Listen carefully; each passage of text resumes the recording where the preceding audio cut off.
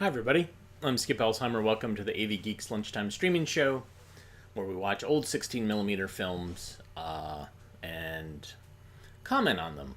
And we've been doing this for quite a while. This is episode 756, and that last film, Ancient Temples of Athens, was our 745th. No, that's totally wrong. It's our 3,674th film that we showed. So, some of you have been along for the whole ride, and I appreciate that. When we are scanning footage, I always love finding footage of people running projectors, and this one is just glorious. Beautiful Kodachrome.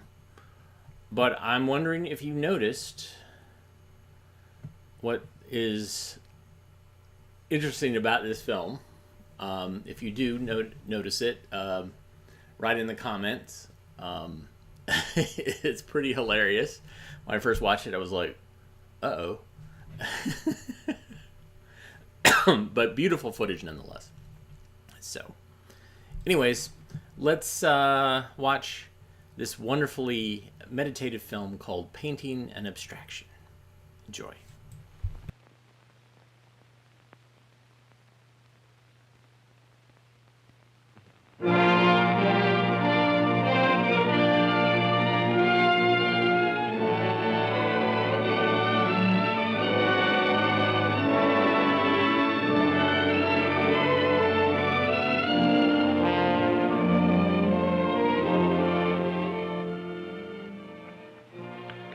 Fishing boats are a familiar and colorful sight along our coast, and in the season there is an artist for nearly every boat, and today I am among them, getting ready to paint.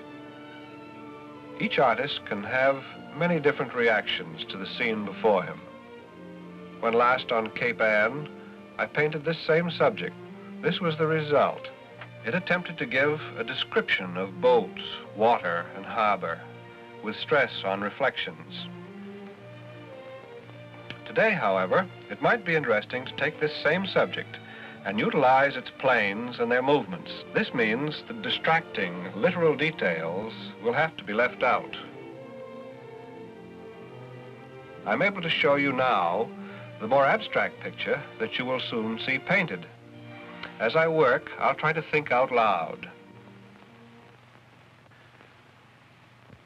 First of all, any painting must have height and width. These determine the shape of the picture's surface and can vary greatly, as can depth, the third dimension. Depth can extend back for miles,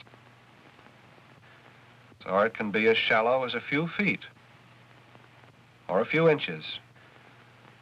Once the painter has chosen these dimensions, however, everything he paints must be contained within them. Obviously, he cannot move any object outside the lateral limits. It would be equally ridiculous to bring an object forward out of the picture box or to force one out through the back. An unbalanced placement is just as bad in depth as bad lateral arrangement.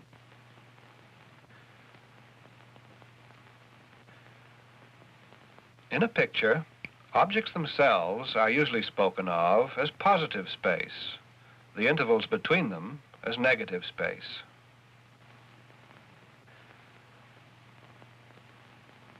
An obvious way to get an effective distance is to make an object smaller.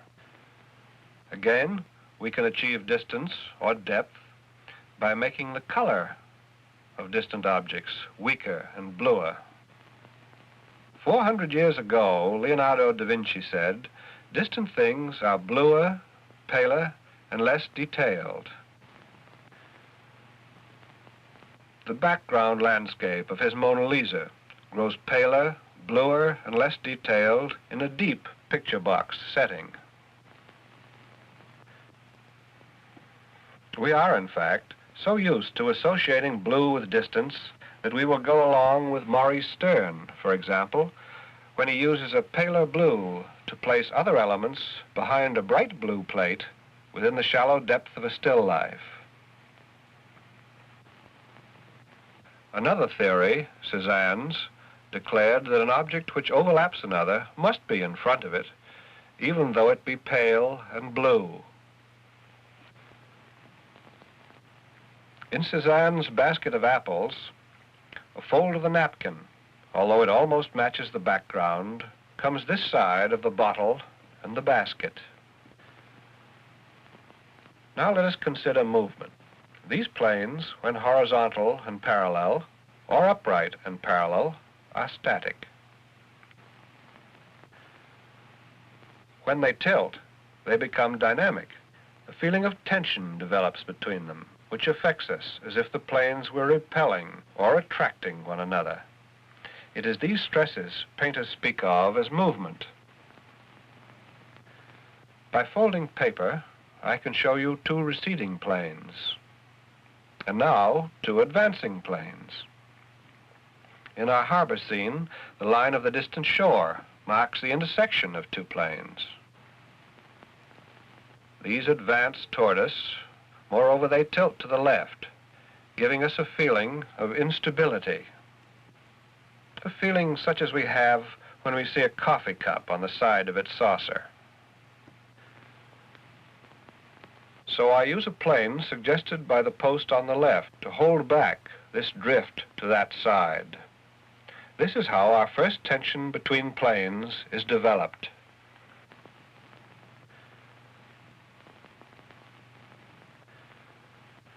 The boat and its reflection are next put in, to be balanced later by something in the foreground. It might be a figure, a fisherman, or another painter at work. Other planes are placed, suggested by clouds, by distant boats, or buildings. In his planning, the artist keeps in mind the problem of color relationships as well as planes. He is guided by instinct rather than by any set of rules, and his only way of testing his decisions is to ask himself how he likes the final result. The boats on the right were unrequited, so we now add the figure that balances them. Let me show you how I hope to balance the boat with this foreground figure. The clouds, distant buildings, and two distant boats bear the same relationship to the plane on the right. And because I included the wharf and buildings on the right, I need an area near the post on the left.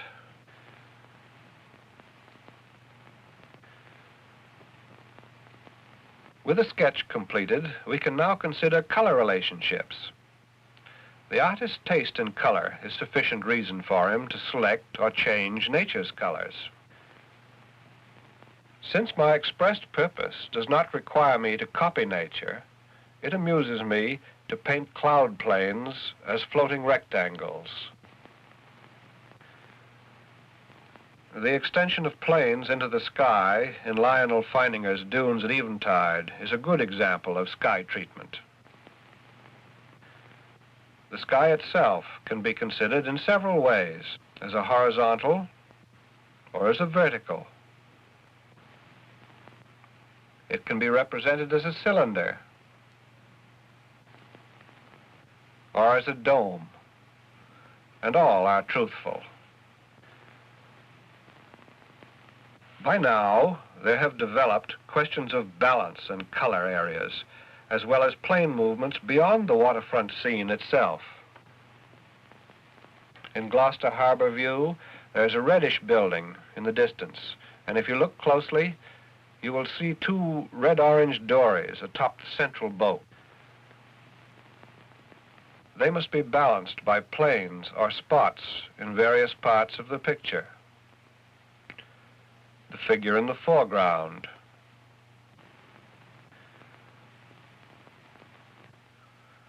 perhaps a spot there, and maybe another on the right. We enjoy color more if it is presented as just color, rather than if shown precisely as it occurs in nature. and we may use outlines to emphasize the relationships of color, as well as to make the edge of a plane advance. What we look at thus consists of spots of colors balanced in depth and in quantity. So in the harbor scene, nature is becoming less important and the relationships of parts of my abstraction more organized. The bluer areas or planes do not always have to be distant. The nearby dock overlaps other planes like sky and water and comes to the front of the picture box, even although it is blue, just as the water established the greatest depth in the picture.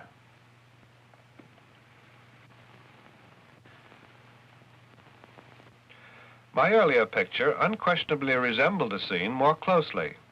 It was a literary expression, and I meant it to speak of harbors, fishing boats, lapping water, the smell of the sea, and hovering gulls. But such preoccupation with subject matter would prevent you from seeing how planes may move and colors balance within the volume of the picture.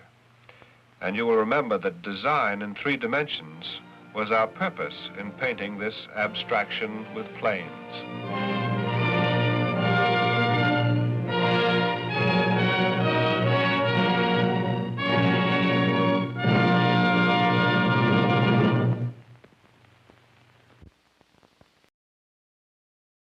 Oh, Elliot O'Hare. Yeah, one of a long line of painters who narrate while they paint. Of course, Bob Ross being one of the most successful and most meditative. Yeah, Encyclopedia Britannica. There's a whole series of those films, and they're really quite something. All right, our next film is, I believe this is Cornet, and this is Medieval Times, not the restaurant, Builds and Trades. Enjoy.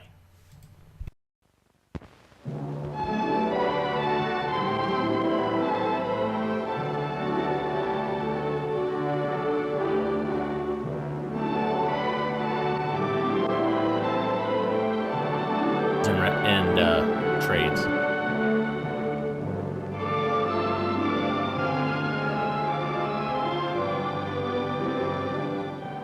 Throughout history, trade has helped raise man's standard of living and stimulated his interest in the world.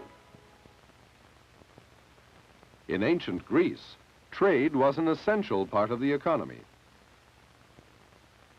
The marketplaces of ancient Rome were also thriving institutions.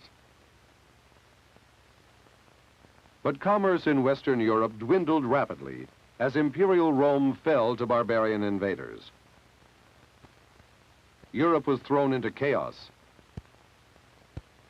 and merchants from Africa and Asia turned away from the west to the east. By 1000 AD, Africa, Asia, and the Middle East were tied together by a number of trade routes. By contrast, Western Europe, then entering the medieval period, was little touched by these trade routes. The 10th and 11th centuries in Europe were part of the age of feudalism, when noblemen ruled their own fiefs, or estates. The fief was comparatively independent of the world outside, its people producing much of their own food and clothing.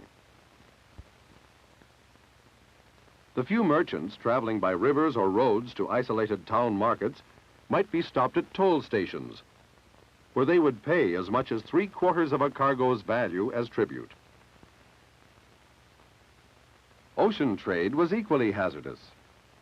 Still, some hardy sea captains ferrying pilgrims to ports in the Holy Land returned with exotic cargoes. When much of the Middle East fell under Muslim control, trade with Western Europe declined. Beginning in 1096, European armies were recruited to recapture the Holy Land and return it to Christian control. These crusades took many Europeans across the seas and gave them their first good look at the world beyond Western Europe. Never before had they seen such splendor as that displayed in Byzantine cities. or the wealth traded at the Moslem bazaars of Aleppo, Alexandria, and Damascus. Italian sailors were especially quick to seize on trade opportunities. And after ferrying crusaders to the wars, they returned home with ships crammed with valuable cargoes from the East. Precious wares were also brought out of the Orient by Italian merchant explorers such as the famous Polo family. They were among the first Europeans to trade with China and helped revitalize trade during the middle medieval period. Quantities of Eastern commodities were imported into Europe by the 1200s. Imported silk and cotton fabrics added splendor to court costume. Incense contributed to the impressiveness of religious ceremonies. And spices were widely used in cooking and perfume and medicine making. These imported commodities stimulated trade in lace and woolen cloth from Flanders and other goods made by European craftsmen. Gradually, trade restrictions were relaxed, and European goods were carried to market centers, which later became the sites of trade fairs. Interest in trade spread through Western Europe. Commercial centers were established in London and Sturbridge in England, Paris, Lyon, and Reims in France, Ypres, Douai, and Bruges in Flanders, Cologne, Frankfurt, Leipzig, and Lübeck in Germany, Geneva in Switzerland, and Novgorod in Russia. Especially important as trade centers were two Italian port cities, Genoa and Venice, each of which had a great merchant fleet. Venice, Queen City of the Adriatic Sea, had one of the most well-developed of European ports. For here, all kinds of vessels could anchor in the heart of the city. The Grand Canal today reminds us of the glories of medieval Venice, when the fortunes of this city were ruled by merchant powers. This palace was the home of the Vendramin family, merchant princes of vast wealth and political influence. One branch of the noble Contarini family lived in this palace. And this is the Foscari Palace. The power of these families was greater than that of many kings, for the merchants of Venice during the 12 and 1300s made great fortunes in Mediterranean trade. In Northern Europe, in Germany, a leading waterway of flourishing trade was the Rhine River. On this river, as well as on the Seine and the Meuse, German and French merchants shipped their goods. On such waterways, much of the wealth of Germany and France was carried to the most important medieval trade center in Northern Europe, the Flemish city of Bruges. Bruges is often called the Venice of the North because of its numerous canals and importance to the development of European trade.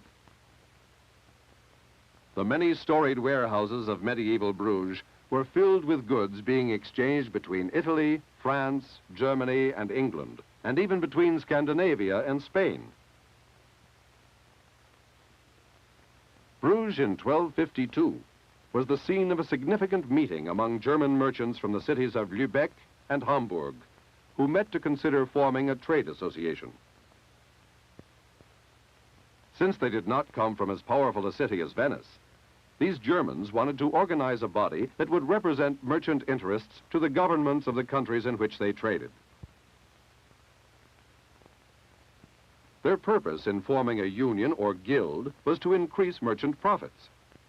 A unified guild could petition kings and nobles to grant lenient taxes for businessmen and establish courts to settle disputes justly and quickly. The idea of a guild, or in German, a Hanse, was deliberated, and from such meetings emerged the powerful Hanseatic League, whose members almost monopolized northern European trade for 200 years until about 1450. Member merchants of the Hanseatic League lived in Goslar and other cities of Germany. Hanseatic League members lived as far away as London and Stockholm, where they protected the interests of their guild. The success of the Hanseatic League and its allied cities in setting up profitable trade routes led to the establishment of rival Hanses or merchant leagues. Merchants in Speyer and other cities along the Rhine banded together to control this vital waterway. Regensburg and Vienna controlled trade to the Balkans and Asia Minor by way of the eastern Danube River. The route between the upper Danube and the Alps passed through Ulm and other cities handling the lucrative trade between Germany and Italy. From Rouen and Paris, French merchants controlled the waters of the Seine. The barges and ships that moved on such waters are represented by models displayed in many European museums. Fleets grew as a rise in shipping was accompanied by a rise in production. A variety of hardware was wrought and cast by the ironworkers of Flanders, Germany, and Spain. Fine glassware was produced in Italy and France. From England came pewter services and boxes. Trade in luxury items increased greatly as noblemen competed for material possessions. There was trade, too, in staple items, fine woolens from Italy and Flanders, and leather goods from France and England. These products were made in the shops of medieval craftsmen who worked to fill the orders of merchants. In the 13th and 14th centuries, craftsmen, like merchants, banded together into craft guilds. A craft guild usually consisted of all craftsmen in a community making the same product. Craft guilds, which set high standards of quality, became an important part of the medieval economy.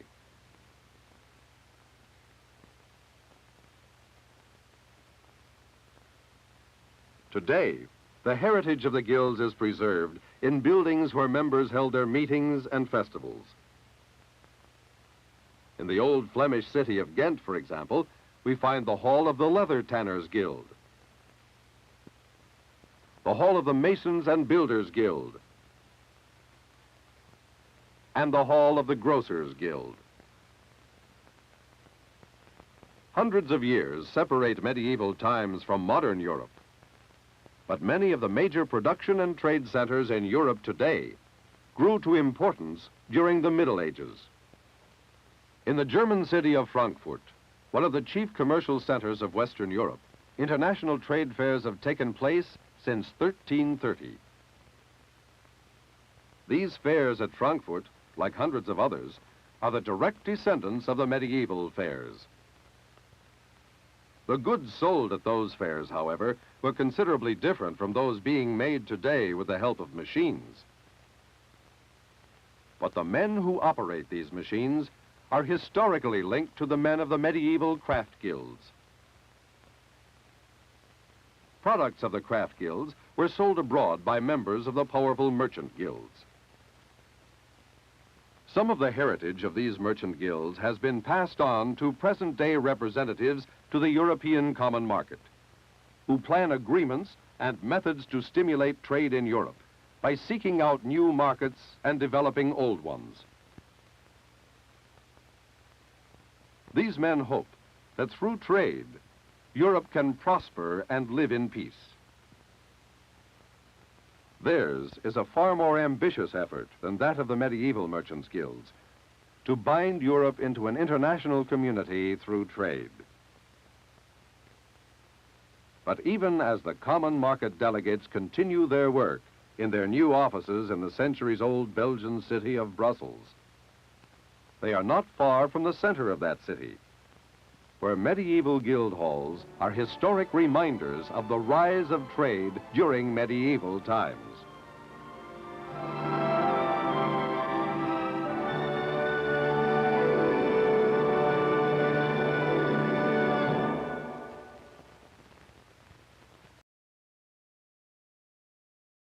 Right. I know that sometimes the films are not interesting and you'd like to talk about other things, but it seems like when some people are in the comments that everything starts talking about Star Trek, and I need to kind of rein that in a little bit. I guarantee you at some point we will have a Leonard Nimoy film, or we will have a William Shatner film, and then you guys can go hog wild with Star Trek. In the meantime, let's kind of keep it focused and not so Star Trek related. Let's see. Let's learn about atomic power today. Enjoy.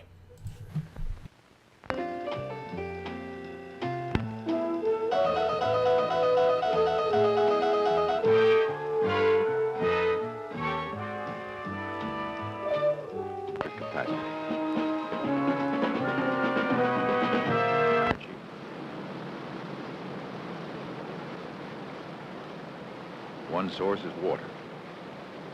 Release its heat energy when put to work in an atomic reactor.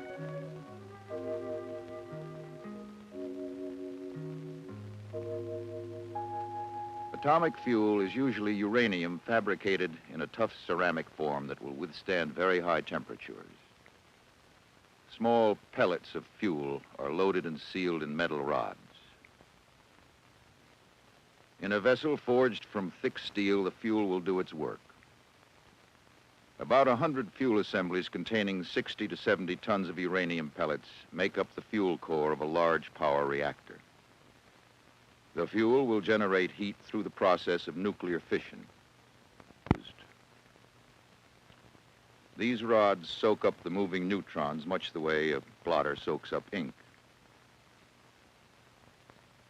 The control rods are moved up and down in the fuel core to increase or decrease the rate of fission and heat generation.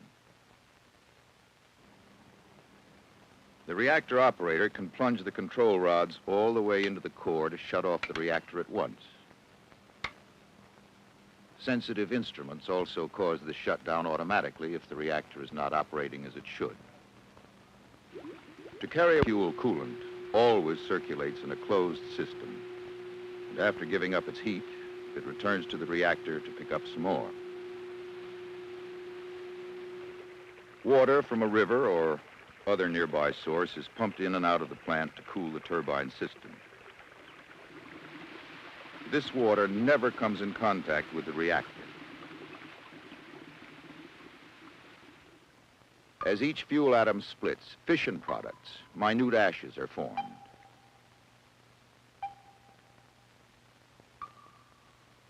They remain locked within the fuel.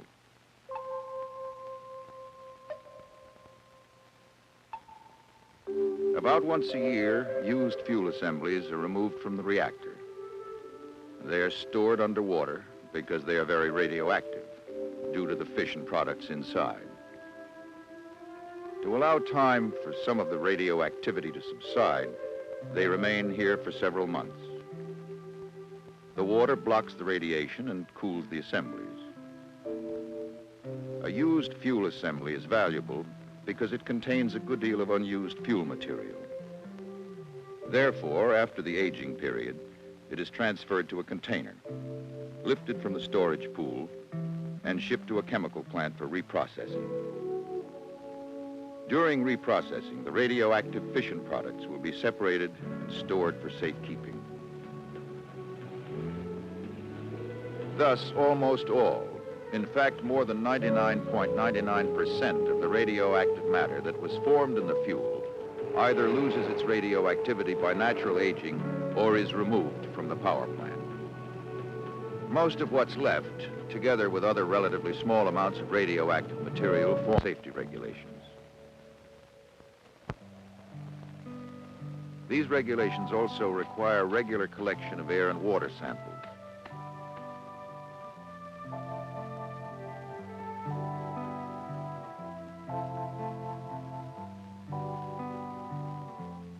This air filter sample, along with others, will be precisely analyzed in the laboratory and will provide continuous information of the plant's environment.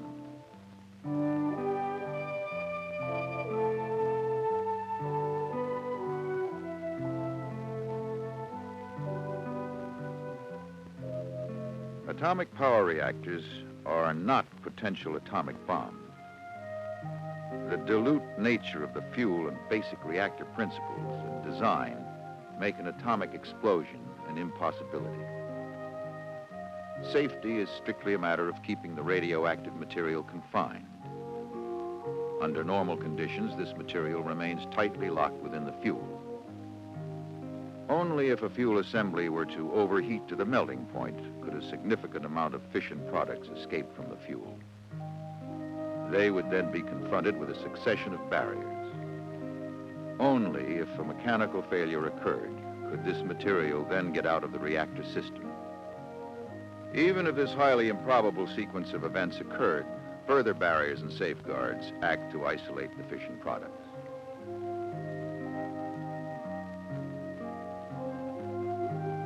Many safeguards are provided to prevent these things from ever happening. For example, the fuel material used has a remarkable ability to seal, which acts as a barrier against fission product escape.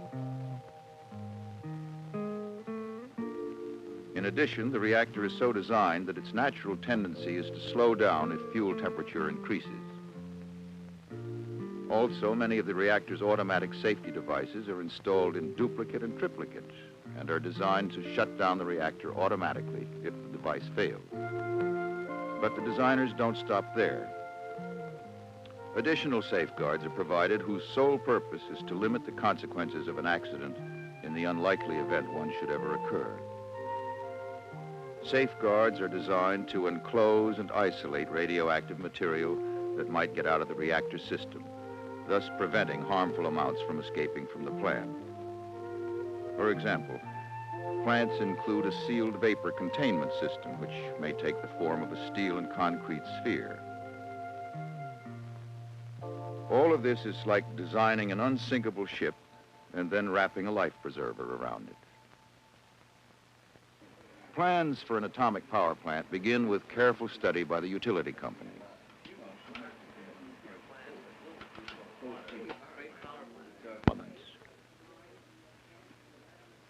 When the utility has decided to build an atomic power plant, it must first apply to the U.S. Atomic Energy Commission for a construction permit. The AEC announces the application, makes it available for inspection by any member of the public.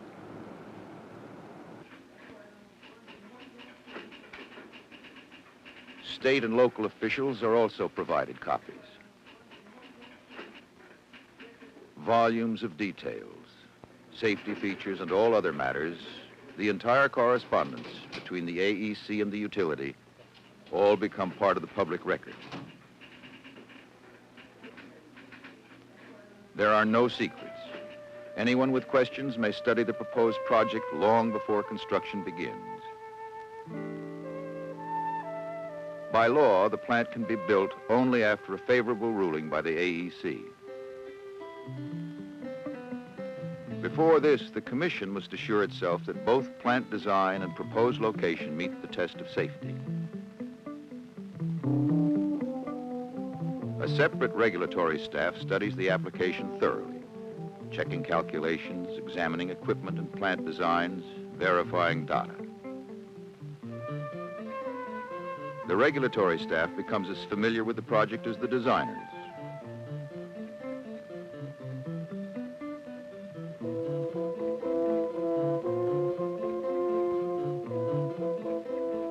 Another group, the Advisory Committee on Reactor Safeguards, makes a parallel review of the application. This committee, established by law, is made up of specialists drawn from universities and industry. Giving the AEC an independent evaluation of safety matters is their particular responsibility. Their views and those of the AEC's regulatory staff are added to the public record, available to all.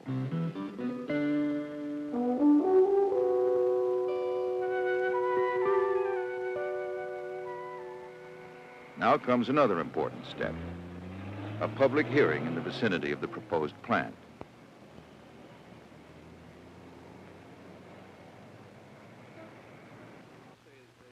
several groups take part. Explored this thing thoroughly and have reached The utility representatives,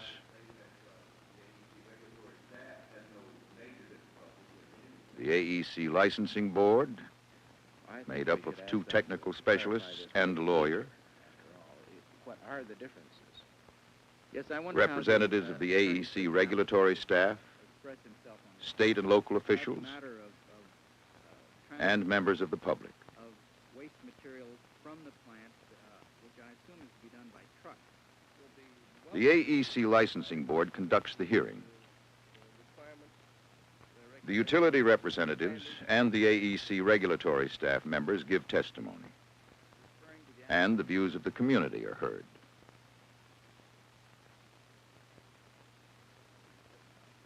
The hearing provides a review of all project features and serves to acquaint local citizens with project details. Following the hearing and after further detailed study of the record, the board, if it is satisfied that the project fully meets AEC requirements, recommends that a construction permit be issued. Their recommendation is then reviewed by the Atomic Energy Commissioners.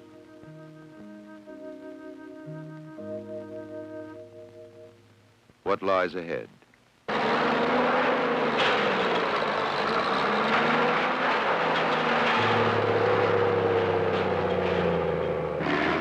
Three years of construction.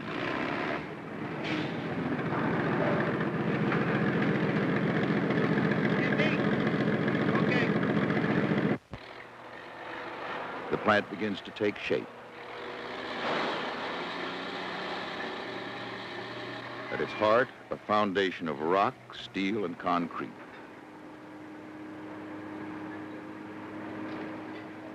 Here, the reactor vessel will be placed.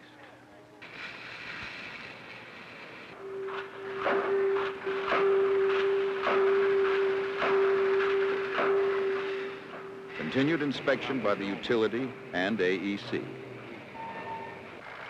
Through season after season, the project grows.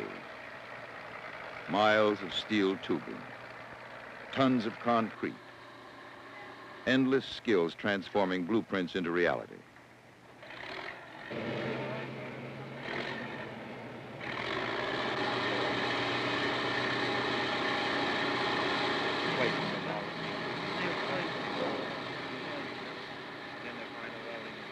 The steel and concrete housing for the reactor nears completion.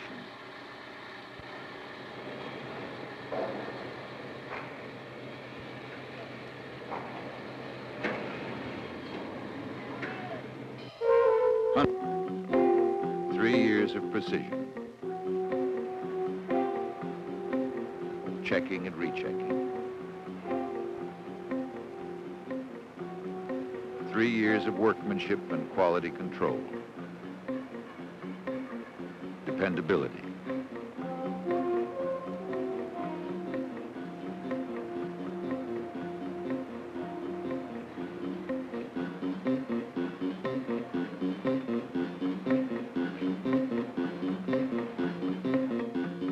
While construction and manufacturing are nearing completion, plant operation teams are trained.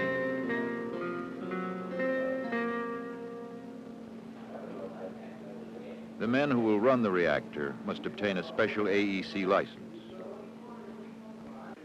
The plant is now staffed, ready for operation after years of preparation. The first shipment of atomic fuel begins its journey to the reactor.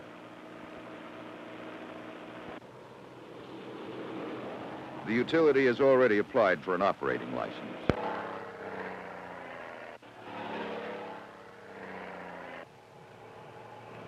Now that the plant is built, the AEC review can include all details and procedures as they exist, not just in plan, but in fact.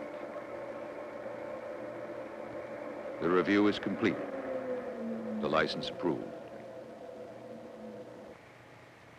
Beyond this, AEC inspections will continue for the life of the plant. Final pre-operational tests are performed. The fuel assemblies are given a final check.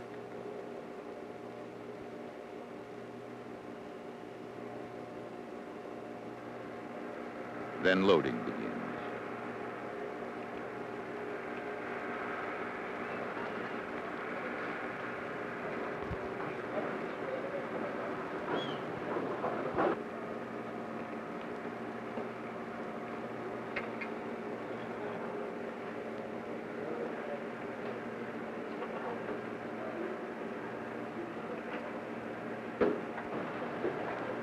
The assemblies are lowered underwater, there to be guided into final position.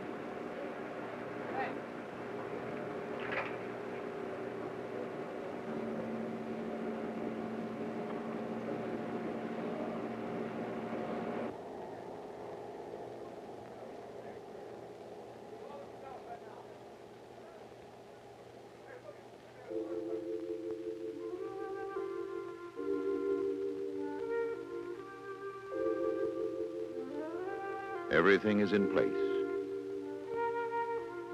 The sealed reactor is started and goes through a period of careful, low-power tests.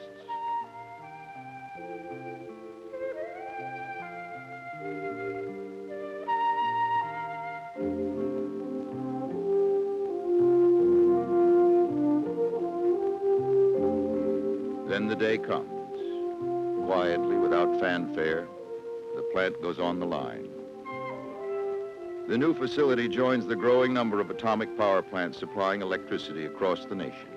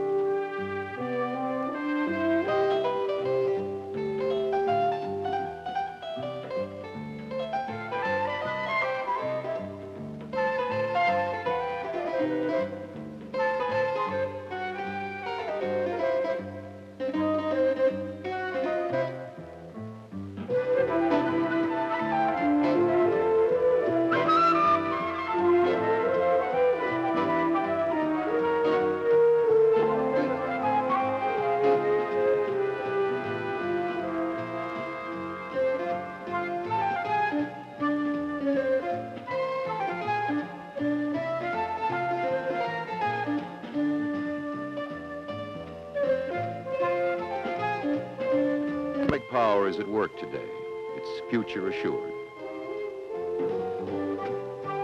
The resources are vast, the technology expanding. Yes, we live by electricity and need more of it. The kind of energy that gives its name to the atomic era now is harnessed to our lives.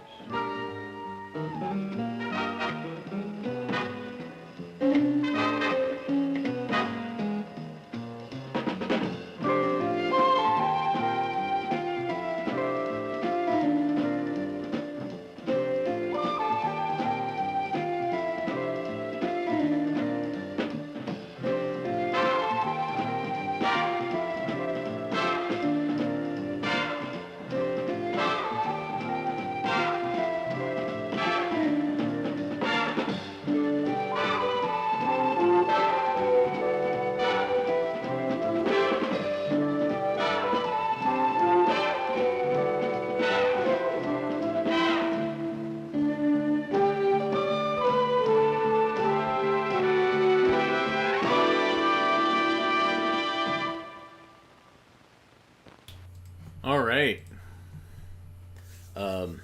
Thanks, Rick K, for maintaining the order in the comments. Sometimes we have people, and it's probably the same people, who just want to troll, and they just want to pick fights or do whatever. They're not interested in watching 16mm films like the rest of you do.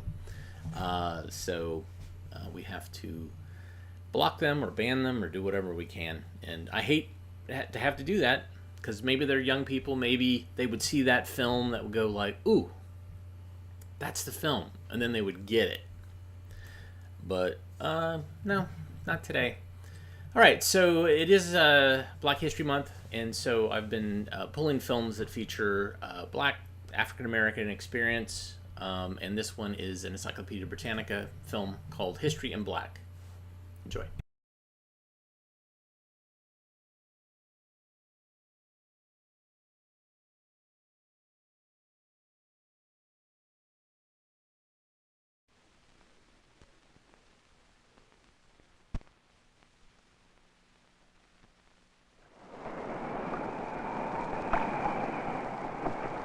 They came to America. Men of every nation, every race, color, creed. They came to freedom. Except one people. Their destiny, a unique, a tragic fate. They were brought in chains to slavery. But slave or free, black or white, the contributions of each built a great nation. To know America, you must know her people. You must know her heritage in black.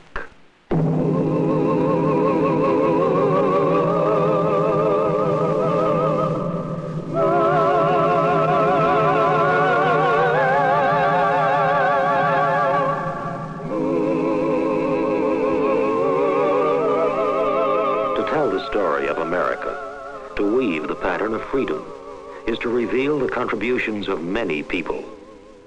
Among them, the Black American. March 5th, 1770, King Street, Boston. The cry, taxation without representation. The answer, ball and powder from British redcoats. First to fall, Crispus Attucks, 20 years a sailor, a former slave, an American. The sounds of the Boston Massacre were soon followed by muskets of the American Revolution. As the Continental forces took to the field, word came from His Majesty's command. Freedom for all slaves joining the British. Even so, more than 3,000 black men, slave and free, fought with Washington. A battalion from Rhode Island at Valley Forge. Commendations to hero Peter Salem for shooting British Major Pitcairn at the Battle of Bunker Hill. Negro sailors distinguished themselves in the Battle of Lake Erie. A new nation, in need of all its citizens, calls on free Negro Benjamin Banneker, mathematician, astronomer, member of the Commission to Survey, to plan the city of Washington.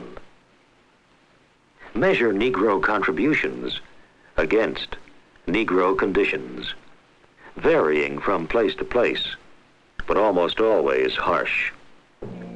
For the slave, the auction block, the chains, not human, but property to be bought, sold, rented out, child torn from mother, man from woman. Food poor, living conditions primitive. His bed, a foot-wide plank. Pillow, a stick of wood. From his owner, the power of life and death. From the overseer, the flogging, branding, mutilating. Working conditions symbolized by the whip. For the slave and the free black man who was subject to kidnapping, no testimony against a white man. No testimony in your own behalf. For petty crimes and misdemeanors, slavery, jail, the lash, hanging. No vote. Carry a pass. Education in some states, forbidden. Entry into some states, forbidden.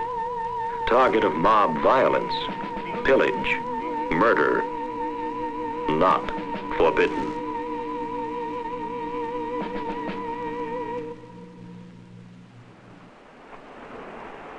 The sea meant economic security to early America.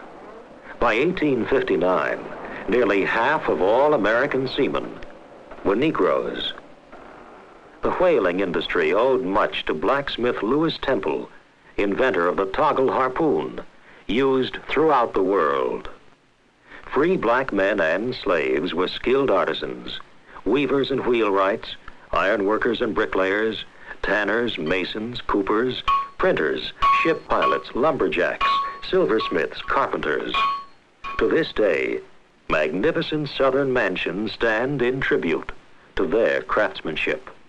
Graceful balconies of exquisite ironwork testify to their talents.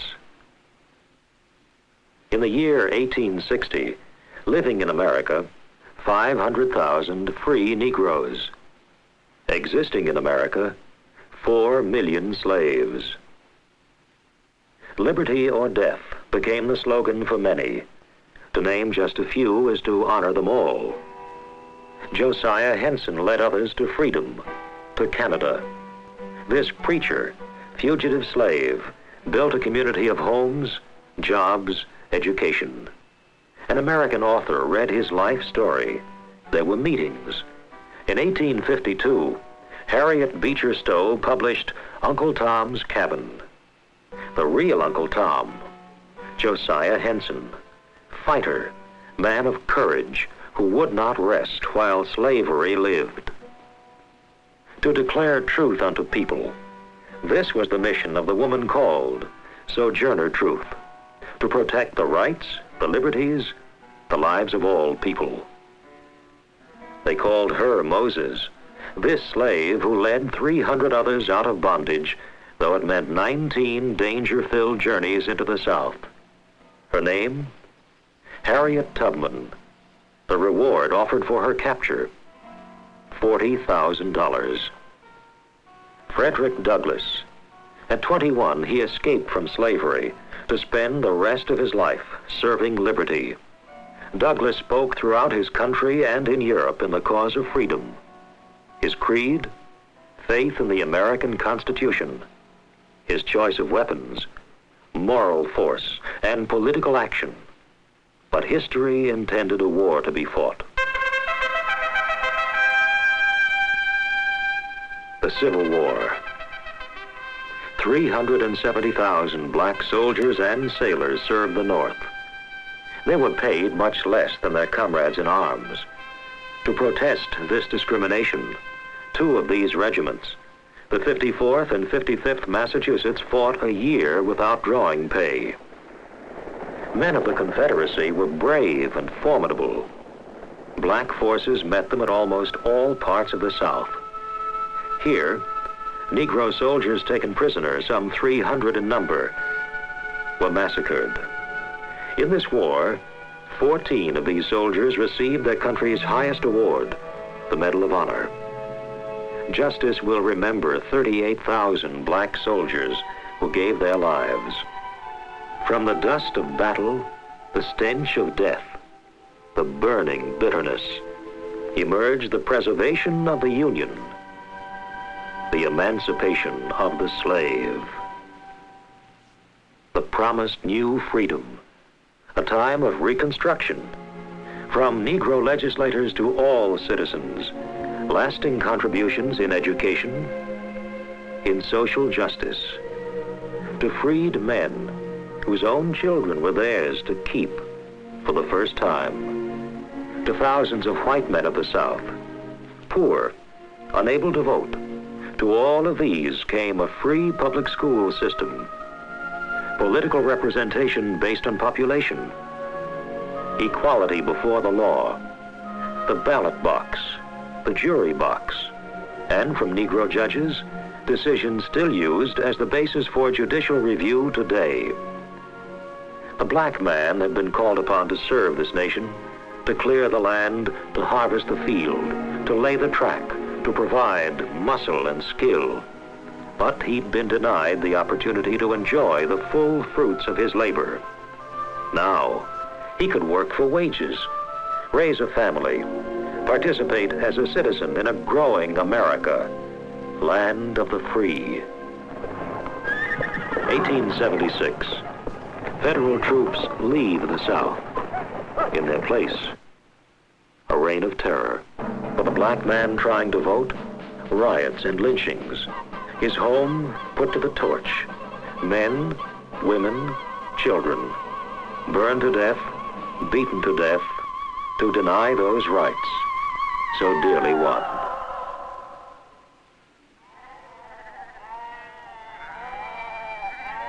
Texas, Utah, California, a nation moved west, and the Negro American made his contribution. Frontiersmen like James Beckwourth, Indian fighter, scout, discoverer of Sierra Nevada's Beckwourth Pass. Black men fought for Texan independence at the Alamo and San Jacinto, were part of the California Gold Rush, the Mormon migration, rode the Pony Express, moved the cattle herds, Of those traveling the Chisholm Trail, nearly a third were Negroes. Black cowboys shared in the movement west, helped settle and farm the land. The Negro 9th and 10th Cavalry followed the flag in the Indian Wars. These troopers were 20% of the Army's Western force. Cuba, 1898. They stormed Santiago Ridge with Teddy Roosevelt's Rough Riders. April 6, 1909. Daring the unknown, Admiral Robert E. Peary explored the top of the world, the North Pole. Among the small band of 6 men representing the United States, first man to reach the pole, given the honor to raise the flag, was Matthew Henson, Black American. Steel that provides jobs, products, defense. At one time, among ancient civilizations, Africa produced the greatest metal workers of the world. It was there that iron was discovered, that men first used the forge. In this tradition, Black American inventors have been granted thousands of patents. The first in 1834. Sugar refining. Norbert Rilot's vacuum pan and other inventions made possible an extensive, economical refining process. Railroads, steamships, industrial machines use the self-lubricating cup, one of 57 patents granted Elijah J. McCoy. Jan E. Matzleiger produced this intricate machine. Mass production of shoes was now possible. From Granville T. Woods, over 50 contributions, notable achievements in steam boilers, automatic air brakes, electronics, incubators, a telegraphic device. Inventive genius means economic and social progress for all people, all nations. America enters World War I. 400,000 Negro Americans served. Over 300,000 assigned to labor and service units.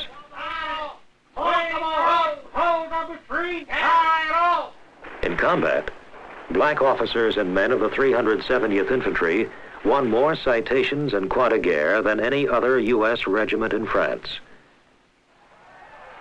The Black American fought and died overseas in a war to end all wars, for democracy, for freedom. History bears witness to his condition at home. Through state laws, through violence, many citizens were denied their right to vote, denied equal education, denied housing, denied employment, denied justice.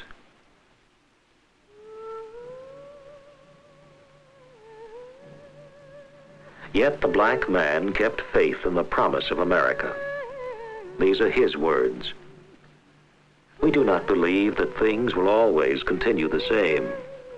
The time must come when the Declaration of Independence will be felt in the heart, as well as uttered from the mouth, and when the rights of all shall be properly acknowledged and appreciated. God hasten that time. This is our home. Beneath its sod lie the bones of our fathers. For it, some of them fought, bled, and died. Here we were born, and here we will die. This is our country.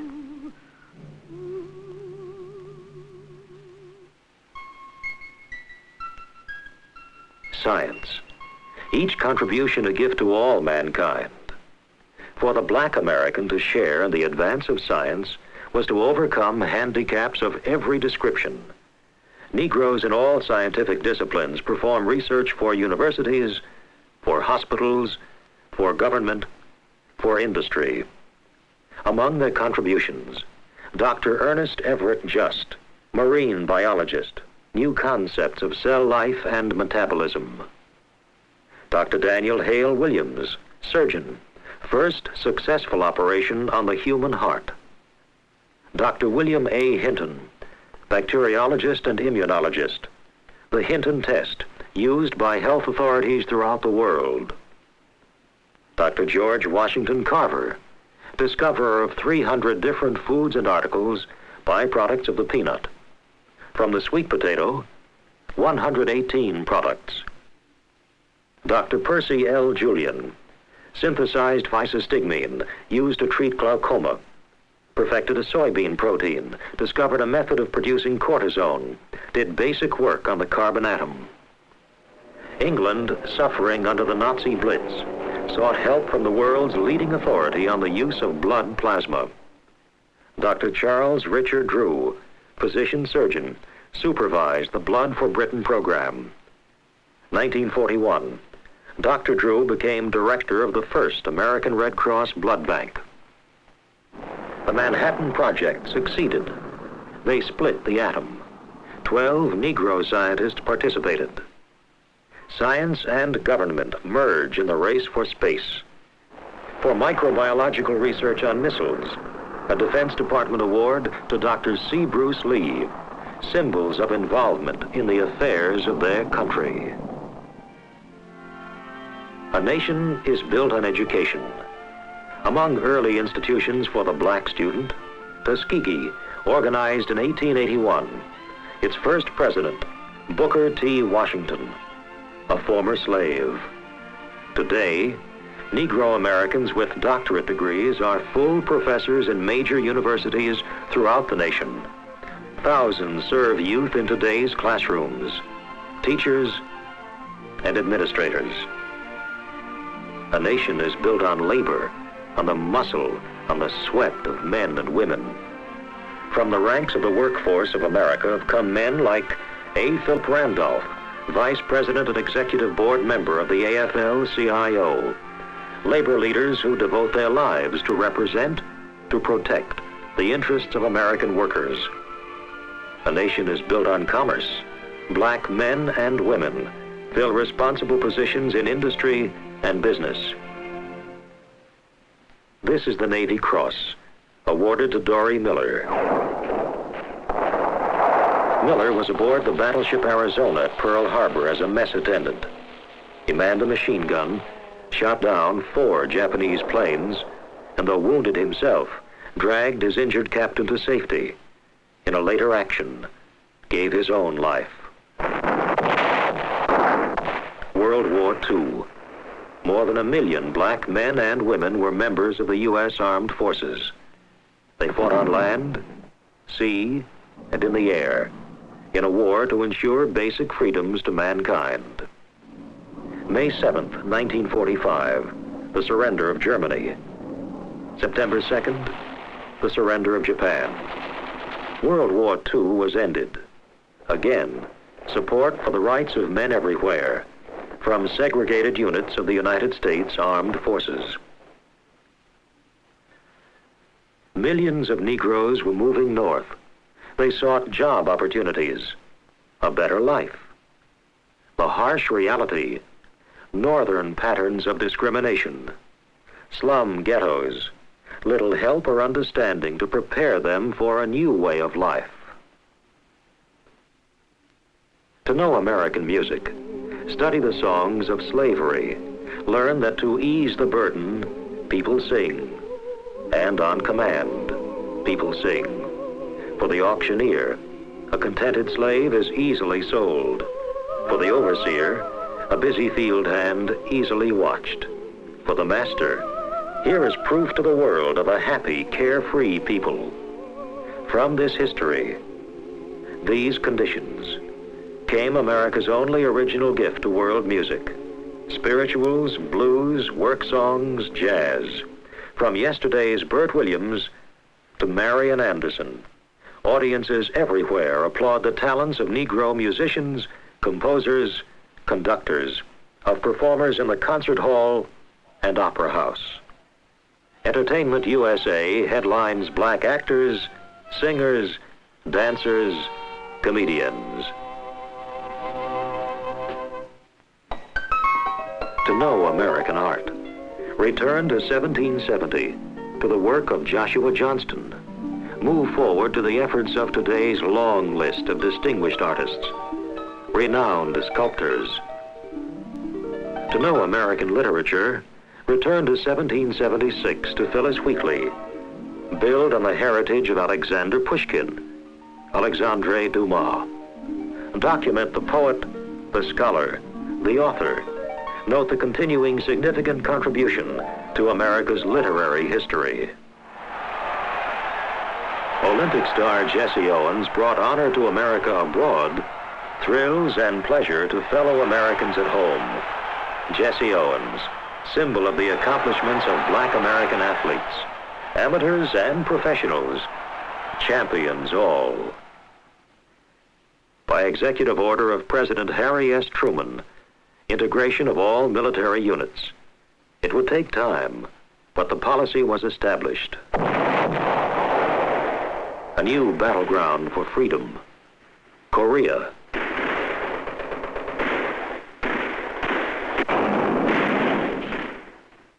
(1954). Racial segregation in public schools ruled unconstitutional. The law of the land. Separate educational facilities are inherently unequal. An America committed to the principles of universal human rights saw the seeds of the civil rights movement, of protest, indignation, bitterness take hold. The Congress passed laws attacking discrimination, but attitudes long held continued. Prejudice continued. It had been accepted or encouraged by generations of Americans. Prejudice ran deep in the population, the institutions, at every level of society. For some, change came too slowly, or not at all. American cities saw violence, burning, looting. With increased voting power, the political influence of Negroes expanded. Large northern cities elected Negro mayors. Many have performed outstanding service in high government positions. Judges, elected and appointed, served local, state, and federal courts. June 13, 1967, the Senate confirms Thurgood Marshall, United States Supreme Court Justice. America sent its armed forces to fight in Southeast Asia, and black American mothers, fathers, sent their sons, as they had before, as they had before, as they had before, as they had before. Out of the civil rights struggle came men of many conflicting views, men such as Malcolm X, who provoked both criticism and admiration. Dr. Martin Luther King, preacher of nonviolence, he looked forward to the fulfillment of the American dream, freedom from persecution, political, religious, racial, economic. When we let it ring from every village and every hamlet, from every state and every city, we will be able to speed up that day when all of God's children, black men and white men, Jews and Gentiles, Protestants and Catholics, will be able to join hands and sing in the words of the old Negro spiritual. Free at last, free at last, thank God Almighty, we are free at last. Yet another assassination. Yet another martyr. The target? Not this black man who confronted evil with love. Not 4 little girls murdered at prayer in church. Not countless thousands of men, women, children. The real target. Freedom. Justice. The American dream. Our journey toward this goal is made possible by many groups. People of every race, color, creed. It will be realized for each of us or none of us. To deny it to any is to deny a full measure of freedom to all. Together, we inherit the dream. Together, we build a nation of free men.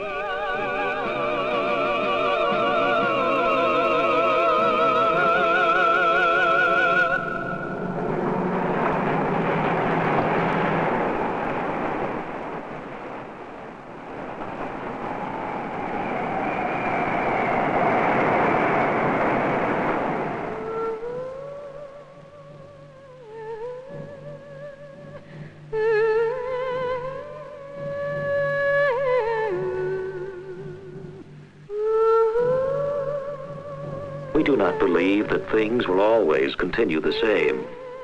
The time must come when the Declaration of Independence will be felt in the heart, as well as uttered from the mouth, and when the rights of all shall be properly acknowledged and appreciated.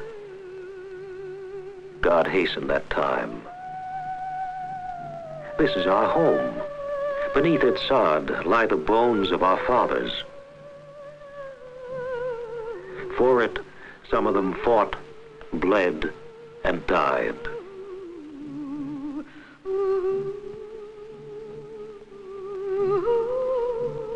Here we were born, and here we will die. This is our country.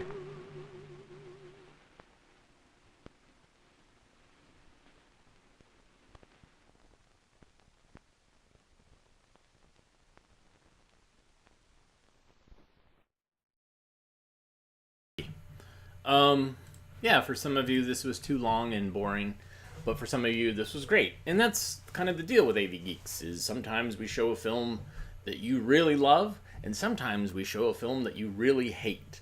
Likewise, I sometimes show films that I really hate, that I don't like. But we're going through the collection, trying to do it indiscriminately.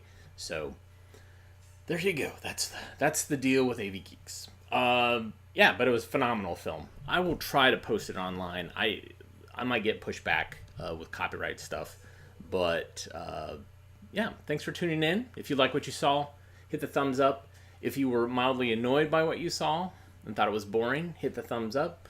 Join us tomorrow. We've got more films to show you. And you can buy us coffee if you want at ko-fi.com/avgeeks or patreon.com/avgeeks, or hit the super thanks button, or all those different ways to support us. Or you can watch the videos that we have on the YouTube channel, on which has some advertising, which I know is annoying, but we get little fractions of pennies every time somebody watches one of those ads. It's absurd, but it does help pay the bills sometimes.